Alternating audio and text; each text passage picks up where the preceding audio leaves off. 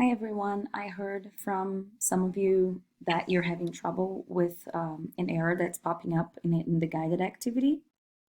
So I'm here to help you out with that.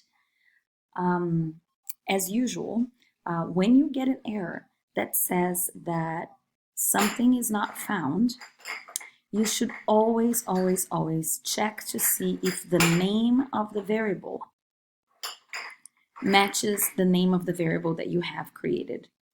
So for instance, this piece of the table, we're creating the z-stat, right? So we're subtracting the mean related to the null hypothesis from the mean that was observed and dividing by the standard error. That's when we're creating z-stat. And then we can use z-stat as an input to another function, the pnorm function. And if you look here, it's not written in the same way. When I defined the variable and I said that it is equal to all of that, I didn't have an underscore. And here I have an underscore. So if you take that out and you run it, then you have no error.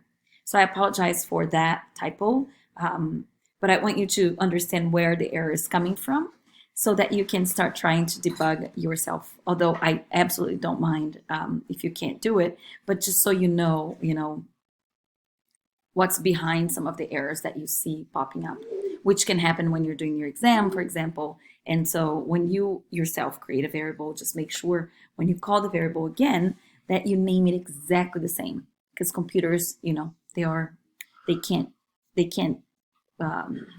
identify similarities. They just can't, it's just matches that it considers. Now, the other thing that came up is that in the previous table, I just called the variable x bar. It's just because I want to make a pretty general table for z-tests that's not specific to this particular assignment that you can copy and paste in other assignments. So you can call it whatever you want. You can call it IQ. You can call it anything. I just called it x bar because that's the symbol for the observed average in a sample. And that would be pretty general across exercises. But it doesn't matter if you leave it as x bar IQ or take it out, it's going to work in the same way because everything that is on the left side of the equal sign here is just setting up the names for the table, okay? The table columns. So if you want to be consistent across, you can call it, when you define the mean, you just call it x bar, but then make sure that when you call it again inside z-stat, you do the same. You erase it here. So now you have x bar in both.